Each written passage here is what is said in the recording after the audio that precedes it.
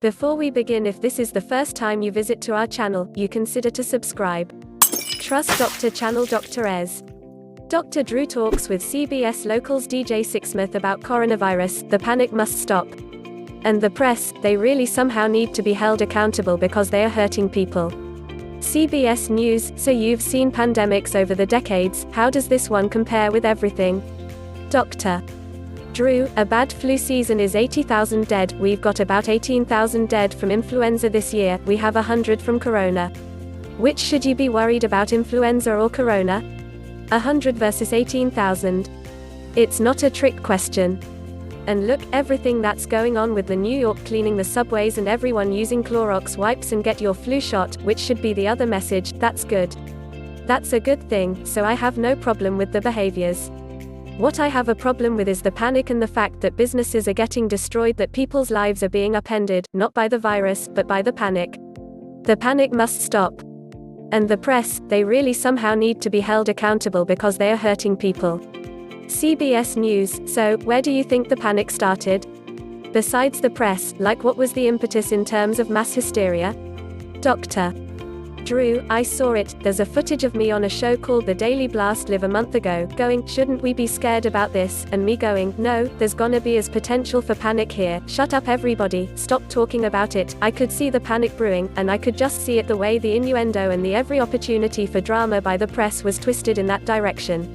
Let me give you an example. So the World Health Organization is out now saying the fatality rate from the virus is 3.4%, right? Every publication from the WHO says 3.4%, and we expect it to fall dramatically once we understand the full extent of the illness. No one ever reports the actual statement. We go 3.4%, that's 10 times more than the, whatever, 5 times more than the flu virus, and yeah, it's gonna be a little more than the flu probably. Still not a bad flu season. CBS News, right, we're gonna hear about more cases, more people died. Dr. Drew, there are probably several people in this building that probably have it and don't know it. CBS News, right, well, it was also just the process of letting the public know, the stock market, the number of tests that were available, there was so much happening, I think people were freaking out as a result of that. Dr. Drew, I think it was a concerted effort by the press to capture your eyes, and in doing so they did it by inducing panic.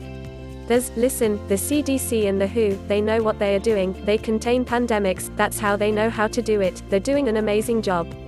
CBS News, what about the global implications of this, because we were talking off camera about Italy, there's China as well, there's some little outbreaks where you should avoid. Dr. Drew, there are, I would look out where their flu's outbreaking bad too. I ended up getting the bird flu, I got H1N1 and it was horrible. It was no fun.